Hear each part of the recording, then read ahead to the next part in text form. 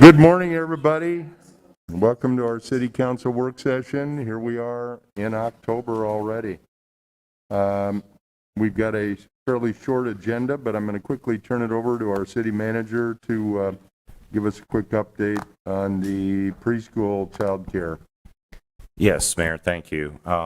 In case there's anybody in the audience, our scheduled discussion with the Des Moines schools on preschool and child care needs to be rescheduled. They had an illness with one of their presenters.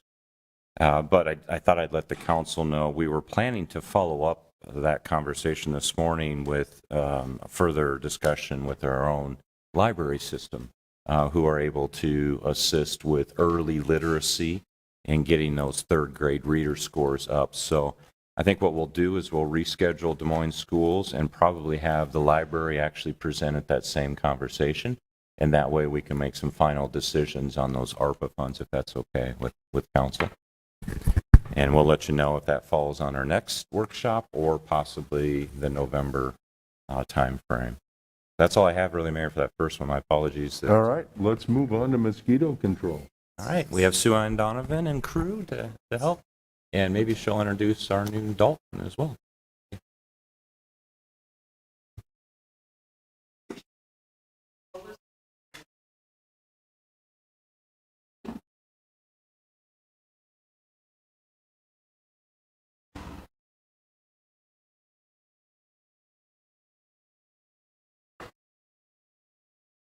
Good morning.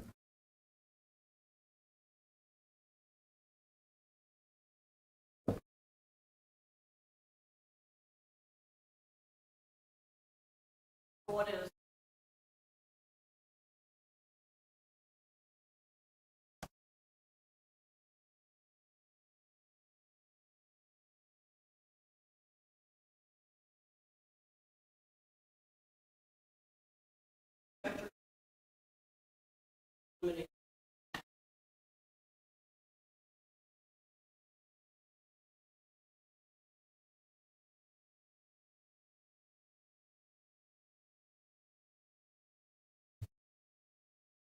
the whole background? The last bid that was bid, like in March.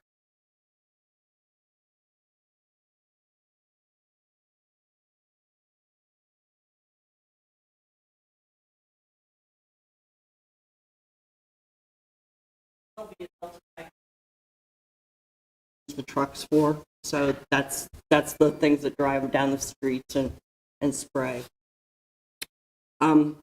The contract was let for the helicopter drop and all chemicals, so it was a single award to Clark. So in the past, we had extensive staff involvement in our vector control program. We did verification and mapping of no spray addresses, and this was all completed with paper and pencil. It was very inefficient.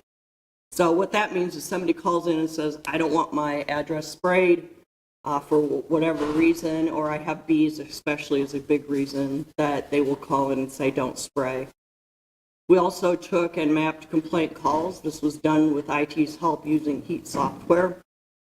Heat software is sort of antiquated and no longer readily available to us. We also had to have facilities to store the adulticide and larvicide. We set out traps for collection of samples. We collected the traps, sorted and counted, and shipped samples off to labs. We purchased and maintained the trucks and the sprayer equipment. We set thresholds, determined when to spray. We ran the ground-based ULV adulticide control with seasonal employees and city staff. We maintained the records for the EPA and the state review, miles sprayed, chemicals used, percent of chemicals by mile. All of this, again, was completed with paper and pencil. City staff was required to hold pesticide application licenses and do continuing education. So some things happened in 2021 where we got a chance to take a look at our past practice of vector control.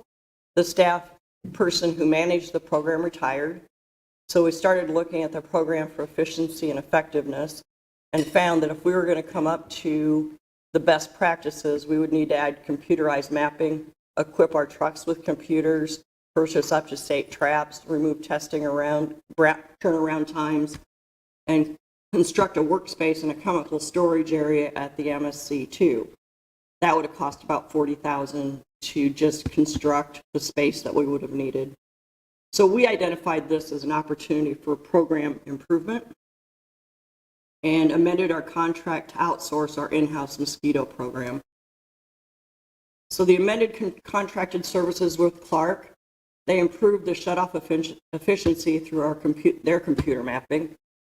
It upgraded our monitoring capacity and accuracy, improved the laboratory testing turnaround, improved the ground-based ULV adulticide control. It decreased the time to treat the entire city from what used to be 2 weeks to a turnaround of a week. It decreased the turnaround time. When there was a positive, we could get out within 48 hours, spray the positive area of the city, and reduce the amount of mosquitoes in that area immediately, and then turn around and do the rest of the city at the same time. It improved our testing and treatment of standing water. So just to give you an idea, this is where the area of larvicide treatment areas are. We completed a helicopter drop in May of 2022, the 26th and 27th. Again, we share this with Polk County. We go out in the helicopter and drop larvicide in the large standing bodies of water in the county. So they did inspections and hand larvicide control, 3 complete rounds of inspection. They did it once a month for 3 months to identify if breeding was taking place and provided the data to control the larva population. And those are the sites where they went out and did the testing. They used Biogen's BG counter. It has a 4G connection. Our equipment didn't have this capability. It counts mosquitoes with a 90% accuracy rate, and it differentiates between dust particles and debris. If we were going to keep the program in-house, we would have to figure out a way to get the state-of-the-art monitoring equipment that we didn't have. Here's some idea of the count data. I'm not going to go into that in great detail. Clark is here if you have specific questions on the analysis that they do. I'm not equipped to talk to that in great detail. They use gravid traps to collect live specimens, and they must be collected and then sent to their lab for testing. Again, we didn't have this state-of-the-art gravid trap. We would have had to improve our collection ability on that level also. Laboratory testing, again, they're collected in the gravid traps. They do all of that. They take it to their lab. They test it to identify the presence of viruses, examples of disease carried by mosquitoes, West Nile, Zika, dengue, malaria. Identified No, in not in Iowa yet, or at least not in our testing. Clark. Positive mosquito pools. Okay. West Nile, but no big- no, I was He anything was talking about the other 3. Okay. Not yet. right. And there's been no human tests. I mean, we've had West Nile in the past, right? As of now, there's been no report of human cases. Ever. No. Oh, yeah, this year. This year, right. I apologize. There was one just Starlight reported.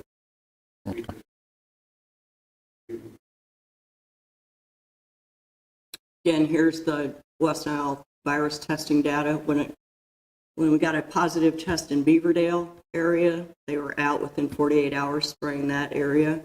Again, Sheridan and county, again, had a positive, so we had an immediate turnaround where they could get out and spray those areas and knock those mosquitoes. Here is the road maps. They did 903 miles per treatment. They did 5 citywide treatments this year. Again, it's an automated system for no spray, so the computer actually knows when to turn it on and off. It knows how fast the truck is going and what the correct mixture of the spray should be for the the truck moving at that speed. We didn't have those capabilities in-house. So products used, aerial larvicide, again, its active ingredient is derived from naturally occurring soil bacterium.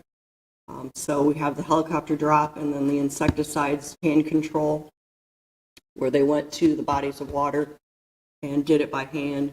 And then the biomist is what comes out of the truck, the adulticide. Sure. I thought I was looking at, where's like Grandview Park on here? Is this, are we just, what are we looking at here? I just see west of the river. Is Yeah, there, maybe this is not the entire city. It looks like a quadrant.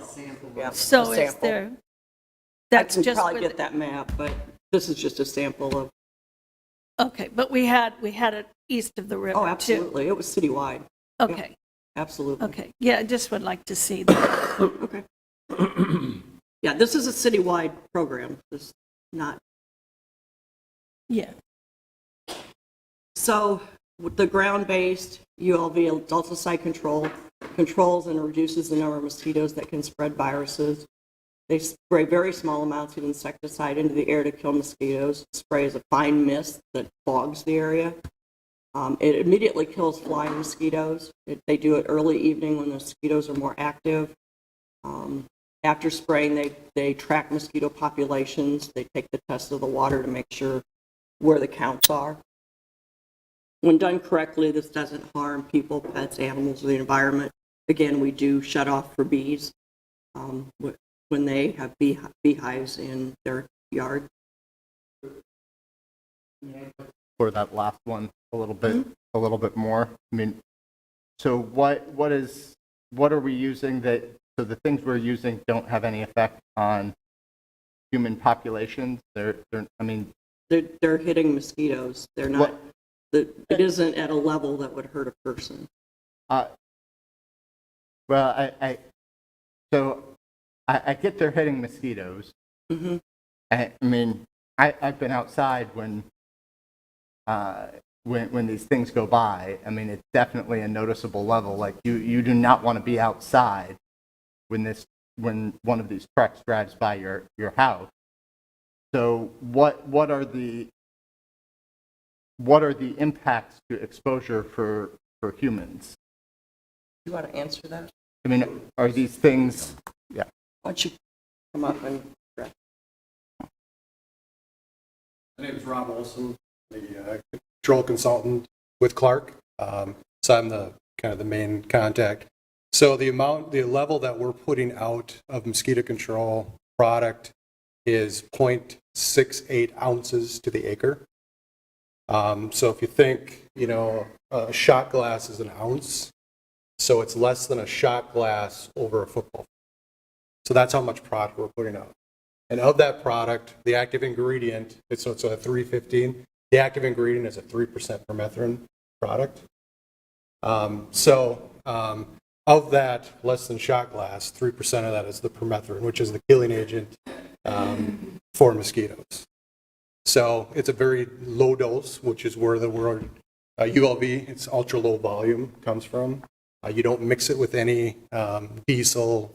You don't mix it with kerosene or any carrier. It's all ready to use neat product.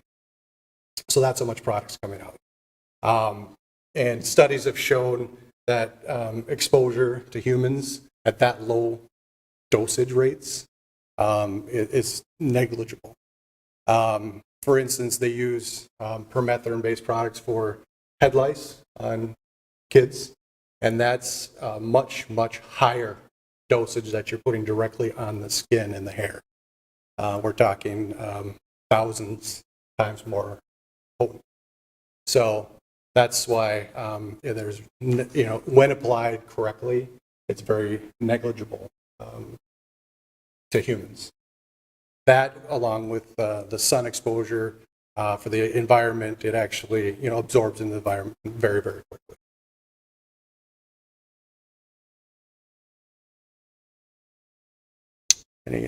Does that answer your question?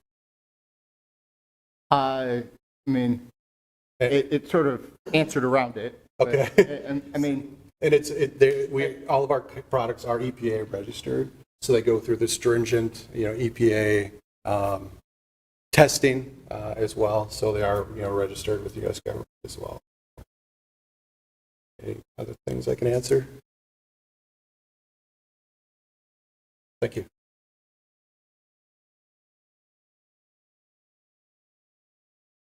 So we have some options. We can eliminate vector control. We could bring the program back in-house. We'd have to hire an in-house expert or train an in-house expert.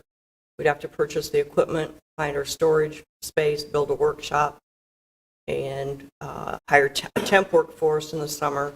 We'd have to increase IT capacity for GIS mapping and then be recertified as pesticide applicators, or we can contract it out. The contract needs to be let soon in order to have whoever receives the contract be ready to go by next year. So next steps, of course, we'll proceed as directed by City Council. If Council requests that we bid this out, we would distribute the request for bids for the 2023 contract in November. And in December, we would receive and tabulate the bids, and in January, we'd have to have the award considered by council so that we can have the new mosquito control service contract in place before May of 2023, which is when we start the process of the spraying. So now I'm, I guess, looking for feedback from council as to Mr. how you Manager. want us to proceed. I would just quickly add that the map that Councilmember Westergaard asked about is also another benefit in that as the contractors, they have the GPS on their vehicles and could, in a response to a complaint or a consideration of, the fogger hasn't come by, they can look at those records and see when the truck might have gone by with the defog. The other thing to note is that the contractor takes all of our complaints, all the phone calls that staff used to have to take. They're taking all the complaints and managing those complaints for us directly. We are not involved in managing the phone calls for complaints, and it's a huge, huge benefit to our current staff to not have to man the phones during mosquito season. It's you can't imagine how many phone calls we were receiving and having to track. So it takes a lot of that work away from us. did we not track it at all from a data perspective? Like Yeah, we did. We had to track it, I mean, but we did it we Right. did it in a so super inefficient way. how many calls were we getting a season for mosquito complaints? I don't have that data with me right now. Probably as much as Clark got. Do you know how many complaints? This year we got 86 annoyance calls and The annoyance About a- calls were complaints about they wanted someone to come out and spray. Yeah. Any other questions? So, well, people spray you can spray on your own too. You can have lawn Yeah. care. So if you have the spraying that we're doing, do people need to do it also individually? We tell people that they should do their own backyards, because this is going to go, Only on the front. to the front. So if you want to spray your deck area or your patio, you should be doing your own backyard. We also encourage people to eliminate any standing water in their yards, because that just creates a breeding ground. So change out your bird feeders or waters periodically, and make sure you're not leaving buckets and pails and stuff outside that get full of water, because that's standing. Okay. So are we looking at direction that we're going to stop the service for our residents, or what? I guess I'm confused of I what think- we're looking to do here. I think staff is looking for, to be quite frank, for council to say, go ahead and bid it out so we can So, do yeah. it next year. So from a historical standpoint, Mayor, and maybe, Joe, you were here, there was discussion several years ago about just eliminating the whole program. And in fact, I think we were in the process of doing that and making that known when we got pushback that we needed to keep going. So first and foremost, we need direction from council to continue doing this service. and then the options that Sue-Ann has Yeah, presented. there's two options Contracted. to keep it. So It's do it in-house or contract it out again. I do remember that conversation. That's why I was asking. But I'm sure the mayor remembers that. I mean, we did have massive pushback at that time when we decided that we were going to not do it anymore. So I guess I'm not sure. I mean, I guess I'm not sure why we're having the discussion again when we had it a few years ago, and it was clear that we had major pushback to continue to do the service in our city. I have never had a complaint from any of my constituents other than they want it done more. So I'm just, I guess if you're looking at, It's an option. I put it out there. I'm not advocating for it. But I have to say it's an option. it's But an you're option to not do it? Right, but Well, sure. the pushback from the residents was overwhelming. Yeah. Not to stop that program. It was. Josh? Okay. Yeah, I mean, I have questions because I actually hear folks who do want to do away with the program. So I want to just get a little more context in terms of, I mean, are our suburbs doing a similar spray program, or are we the only community in the metro spraying? Like, I'd like to know. Yeah, I can find out. How common it is for communities to spray. Anybody? Altoona, Bondurant do it, West Des Moines is spotty. So they're doing some. West Des Moines is what? Doing something, I'm not exactly sure.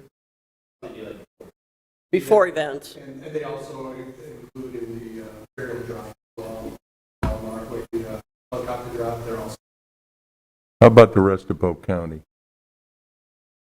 Not that I know of. The county has their own program that they do. Well, they're also, as Sue mentioned, the aerial drop, they're included. They do about as much, if not a little more, rapid drop.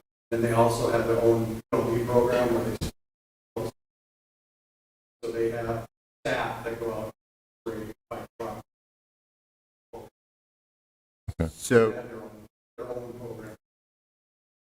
so Urbandale, Clive, They Ankeny, like, Ankeny, I don't believe. Woodville does, Clive does. Johnson's, they contract. so they all spray. They have their own program. I have one question, Sue-Ann. Linda?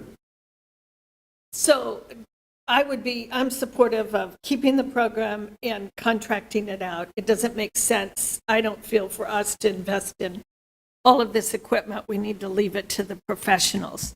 How many contractors out there do this type of work?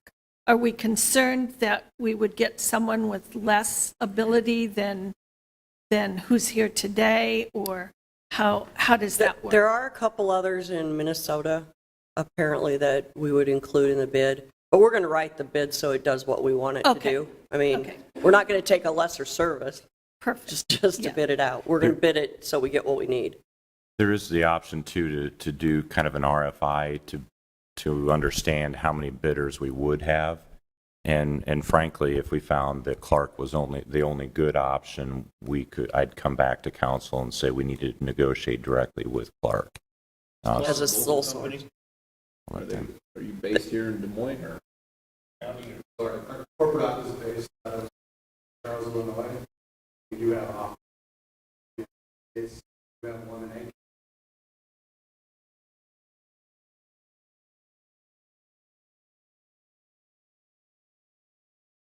Connie? I think that I would say definitely contract it out to the people that are trained in it. And also, if people can opt out, it sounds like you can opt out, make it more publicly known that if you have bees or if you have some reason you don't want it, then you can opt out of where it would be sprayed. Yeah, we always offer that. I think we're just making it more so people understand that it can be done. No, I just would like to add that I would be supportive of contracting it out, so. I think, are we looking for nods of a head or something similar here? Okay. like certain parts of the city opt out? I mean, if Josh is in his board, maybe, I mean, that part of the city opt out and not spray. We would do it house by house. Yeah, I mean, anybody in any ward that doesn't want sprayed just lets us know. We shut it off at their property line and before and after. So even So- like a block could opt out. Sure. Yep, absolutely. In the past, we've had X number of spray events. I mean, We do spraying in parks before events for them. but citywide, how many times? 5 is about average. 5 is about average. Yep. And what, is there a reason 5 is chosen? We chose when the counts reached 50 in the traps, that's when we would spray. So it's based on science. Based on the volume of Yep. bug. And the traps are, They're set in 4, 5, and we're going to go to 8. We're going to move to 8 zones, so we have even more granular counting. and so would we have to reach 50 in all 8 traps? Or Just the area just- that the count reaches, And then, right? Isn't that what you do if it reaches the count? So generally, speaking, once one reaches 50, beyond that, disease was found in the mosquito pool. right. That immediately triggered an event. We press that, you know. We don't get Right, and that makes sense when there's disease found. Okay, so would we have the ability to do this by area based on the volume? I mean, if we have better monitoring, if we hit 50 in one area, that doesn't necessarily mean we should spray the entire city, right? So could we be more precise in that? For this year, this was that we actually city and park is test. That being said, contract this season.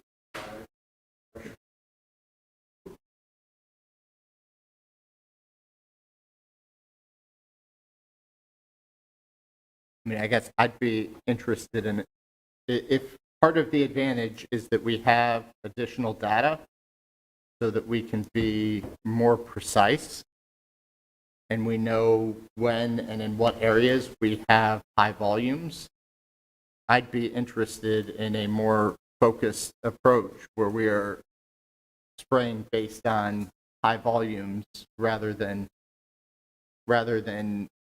high volume in one part of the city triggers spraying citywide. We can certainly look at that. My feeling is that if you're getting a high count in one area of the city, it's gonna go up in the other area of the city pretty fast, so we might as well stay ahead of it. The other thing is people that aren't getting sprayed, who know that an area got sprayed, call and say, how come I didn't get sprayed? And they get very upset about it. So I think the best approach is those who don't want sprayed, sign up for the no spray and stay out of it, and don't get sprayed.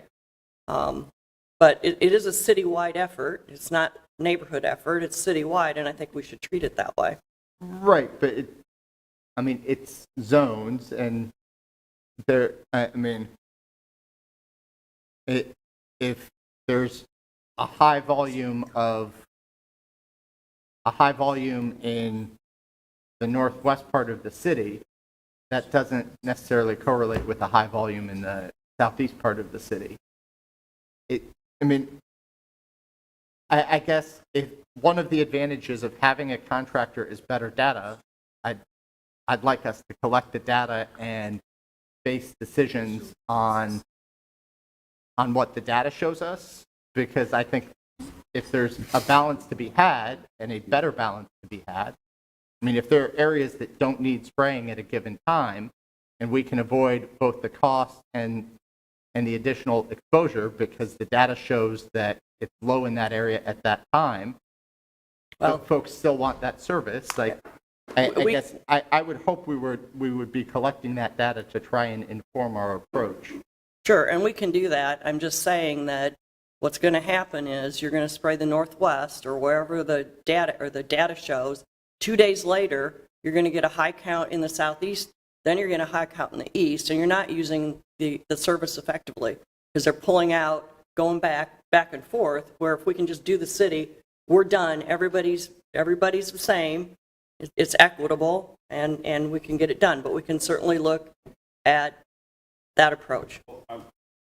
I guess I'm confused. If people can sign up to not get it, and we can publicize that, I mean, why wouldn't we just, I mean, that just seems the logical way. And that way we're not fielding complaints, Clark's not fielding complaints of why we're not doing it, why we're not doing all of the city, and then we're going to have to explain, well, the data showed that we only had this amount here, where we could just have people sign up and say, hey, I'm not interested in doing this. Please don't spray in front of my house. I just seem like that is the best way to proceed, in my opinion. I don't know how everyone else feels. That just seems the most logical. We could certainly put something out in City Source and on the website about sign up to no spray in about January or February, where Clark is ramping up the mapping and getting ready for it. So there's no reason we can't do an information push on the no spray. I guess I just asked the experts, how many times, like when, do you do it all the same time when you take the test? And how many times has there been a variance between one area of the city versus the other area to the degree that you would say, oh, there's no mosquitoes in this side of town, or we're so low we don't need to spray? I mean, what is your information that you had last year? There was a slide on that, right? Yeah, but it's, Could we go back to the slide? So we take counter trap nights, 3 nights a week. We run them overnight, and they're actually doing rabbit traps. So this is the actual, this is the counter. Do you want to step to the mic? Again, Rob Wilson with Clark. This is the Biogen's counter trap data throughout this past season. And this is 3 trap nights a week is how that is taken. And then that data is every 15 minutes sent to a server, and so it's an automated system. Now the gravid traps is the actual where you infuse water and attract Culex female mosquitoes to lay her eggs in the water. That's the disease-carrying mosquito in our area here. And those are done over 1 or 2 nights a week, where we're gathering the live mosquitoes, send them to our PCR testing lab, and then getting that data back within the week, so we know where the positive pools are for the vector. Yeah, so this year we had. Do you have one in your backyard, Frank, or what's the? I don't understand why it says county on here. That's County probably the Park. Sac Park. County Park. Okay. I had no idea. It's like, hey. And the variations, you can get variations depending on the area where you're setting the traps. If there's a alternate light source in the area attracting those mosquitoes versus the light source on the trap. If there's water nearby. So you are going to get varying data depending on the location of the mosquito, of the mosquito trap. Generally speaking, mosquitoes are based on weather. When you get rain, 7 to 10 days, you're going to have a mosquito brood hatch.